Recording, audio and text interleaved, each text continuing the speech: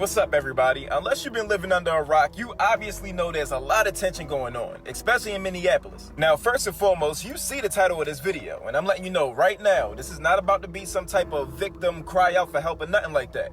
I'm just going to state the facts. So if this video makes you feel uncomfortable or triggered in any way, shape, or form, that just means it's time for you to self-reflect and realize where you stand in all of this. Because this isn't about blacks versus white, this isn't about blacks versus cops. This is about what's right and what's wrong. And it's as simple as that. Can you handle that?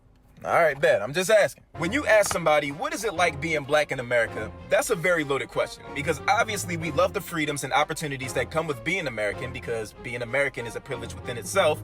But things start to get a little shaky when you realize that your country doesn't exactly practice what it preaches. For example, growing up, we were forced to say the Pledge of Allegiance, which ends with liberty and justice for all. Obviously, that isn't true, which is why people are rioting. When you say liberty and justice for all, you're implying that everybody is equal and will be treated the same, which, once again, is not true. When you're white, you have the privilege to argue, physically shove, and carry weapons around police officers without being deemed a threat. But when you're black in America, your skin color alone makes you a threat due to the negative stigmas created by racism. Racism told the world that black people were uneducated, irresponsible, angry, violent, lazy. Now, can we be those things? Oh, of course. I'm sitting in my car right now because I'm too lazy to go in the house. But that's not our identity. What some fail to realize is those people are minorities within the black community, but you guys magnify them to make it seem bigger than what they really are.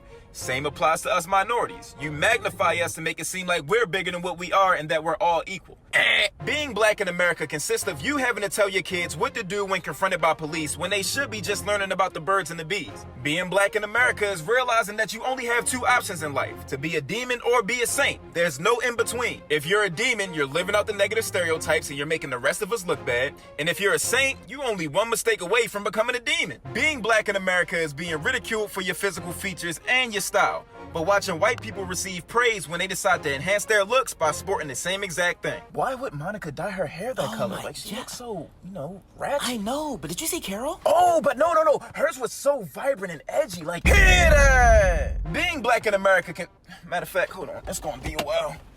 Being black in America consists of being told by outsiders what you should and should not be offended by. Being black in America is being labeled a race baiter or furthering the divide because you speak out on inequality. You know, being black Now, is... you wait one goddamn minute. Did you just say black? Yeah. You're furthering the divide because racism still exists because you keep talking about it. That's See, if you literally not how any of this works. No, bro. you gotta... Being black in America is having MLK's message thrown in your face whenever you in the mood to slap a motherfucker. I'm letting you know right now, this is not the answer. Martin Luther King would not like this.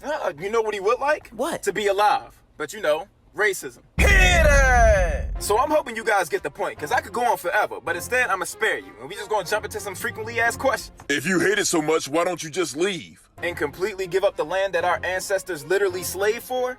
Nah. What about black on black crime? Isn't it funny that black on black crime is the only one that's specified? Nobody says white on white or Asian on Asian, because crime is crime.